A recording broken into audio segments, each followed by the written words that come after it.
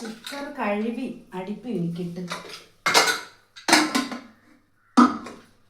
ദൈവമേ, ഈ കുക്കർ ആര് പൊട്ടിച്ചത്?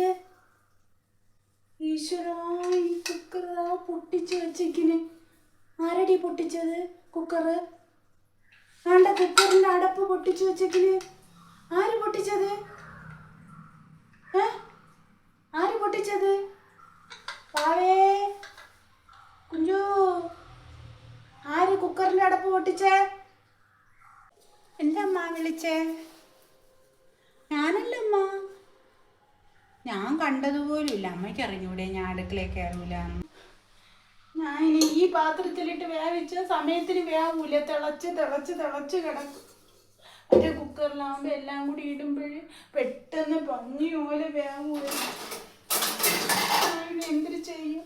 സമയത്തിന് 9 മണിക്ക് ബാക്കി എല്ലാ പേരും അതാ അവിടെ വന്ന് നിൽക്കിന്. ഞാൻ മാത്രമാണ് പോവാത്തത്. എൻ്റെ തുണി പോലും മാറിയില്ല. ഒരു നൈറ്റി എടുത്തിട്ട് ആ ചോറും ഇന്നലത്തെ ഇട്ടുപോരും മീനും ഇന്ന് അവിയൽ നിനക്കൊക്കെ എല്ലാം ഉണ്ടാക്കി വെച്ച് വെക്കിന്. ഞാൻ ഇട്ടുപൂരം കറി ദോശ 10 മണിക്ക് രാവിലെ ഇവിടെ നിന്ന് തിന്നാൻ എനിക്ക് സമയം കിട്ടൂലല്ലോ. ഈ വീട്ടിലെ എല്ലാ ജോലിയും ഒരുക്കിയിട്ടല്ലേ എനിക്ക് പോകാൻ പറ്റുള്ളൂ. എനിക്ക് സമയം കിട്ടൂലല്ലോ ഈ വീട്ടിൽ. അത് കിണറ്റിലാണെങ്കിൽ ഒരു തുള്ളി വെള്ളവും ഇല്ല. വെള്ളം കോരണം രാവിലെ. അത് ചെയ്യണം, ഇത് ചെയ്യണം. ഈ വീട്ടിലെ എല്ലാ ജോലികളും ചെയ്ത് വെച്ചിട്ട് വെപ്രാളപ്പെട്ട് പോയടിയ.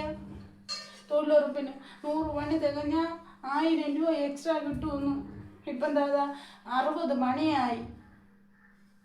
ഇതിൽ വേവിച്ചിട്ട് എങ്ങനെ കൊണ്ടുപോകും?